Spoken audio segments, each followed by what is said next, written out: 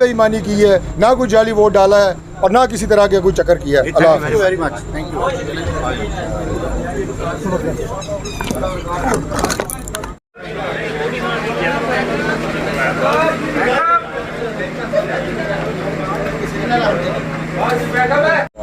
जी जवाब बिल्कुल जी जमा हुए हैं, लेकिन मेरे केस में मैंने आपको बताया है कि हमारी दरख्वास्त ये है कि पहले हमारा फ़ैसला किया जाए। पटिशन टाइम बार है, ये ओपन एंड शट केस है। मैं आपको डॉक्यूमेंट दे के जाऊँगा कि जिसमें पूरा हमने टाइम लाइन के साथ बताया है कि नोटिफिकेशन कब हुए, पहली टाइम लाइन कब उनकी पूरी हुई, फिर उनको 7 दिन ग्रेस पीरियड दिया गया उनकी रिक्वेस्ट पे, वो ख़त्म हो गई, उसके बाद भी वो जमा नहीं करा सके। शुएब शाहीन ने ये इल्ज़ाम लगाया कि इलेक्शन कमीशन पार्टी बन रहा है। जो आपका केस है, ये केस गुलाम भुट्टी का है, जो सरफराज भुट्टी के खिलाफ उनकी पिटिशन है यहाँ पर, उस पर अभी तक इलेक्शन कमीशन कोई फैसला नहीं कर सकी कि आया वो काबिल समाअत है भी या नहीं। आपकी दरख्वास्त आती है 24 घंटे से कम वक्त में वो एंटरटेन हो जाती है। जो फिक्स मैच का एक कॉन्सेप्ट है उसको तकवीत मिल रही है, इस पर क्या कहेंगे? देखिए जी, बहराम साहब के या उन केस का तो मैं बिल्कुल लाइल्म हूँ, लिहाजा उस पर मैं कोई भाई कमेंट नहीं कर सकता। हम सिर्फ़ और सिर्फ अपनी जो हमारी लीगल रेमेडी है, जो हमें आइन और कानून फ्राहम करता है, हम उसके लिए आए हैं सीकिंग जस्टिस। और जो हमारे पास मालूमात हैं, डॉक्यूमेंट्स हैं, वो हम पहले आपके सामने मीडिया पे दिखाएंगे आपको और उसके बाद इंशाल्लाह जमा करेंगे। जो साहब ये बताइएगा कि फॉर्म 45 और 47 ये अलग बात है, कानूनी मामले अदालतें खुद देख लेंगी, लेकिन मैं आपसे वैसे ही पूछना चाहता हूँ कि अगर मौका मिले, अगर कोई आपसे कहे कि आप कुरान पाक पे हलफ दे के कहें कि आप अवामी वोटों से MLA मुंतखब हुए, तो आप करेंगे ऐसा? जनाब, पहली बात तो ये है कि जो ट्रायल हो रहा है इसमें ये सारी बातें आएंगी, लेकिन मैं बिल्कुल आपको हल्फिया बयान देता हूँ कि हमने इलेक्शन में ना कोई बेज़ाब्ती की है, ना बेईमानी की है, ना कोई जाली वोट डाला है और ना किसी तरह का कोई चक्कर किया है। अल्लाह हाफ़िज़। Very much, thank you.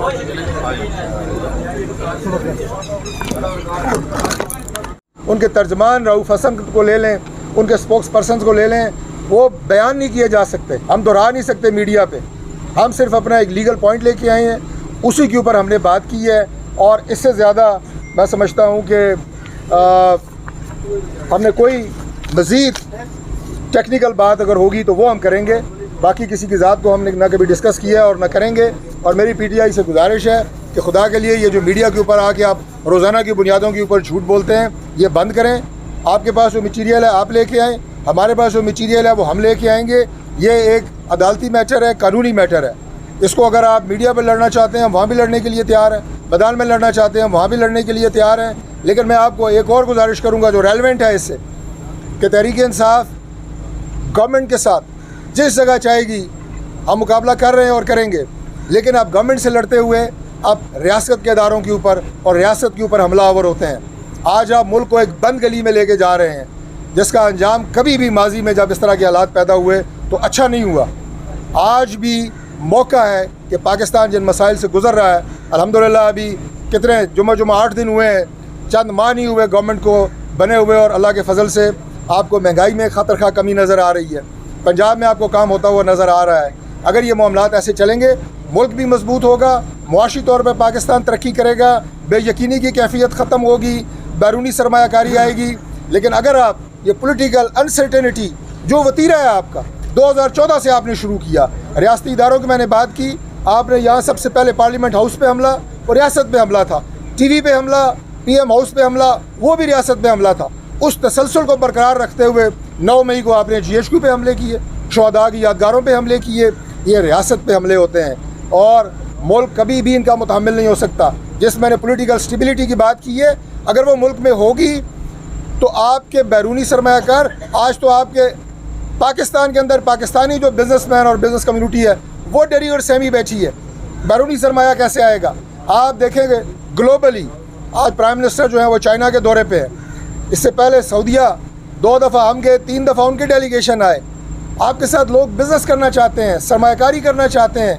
मुल्क आपका जो है वो इंशाल्लाह दिन रात तरक्की की जानिब बढ़ सकता है और बढ़ रहा है, लेकिन आप इस सफ़र में रोड़े अटका रहे हैं।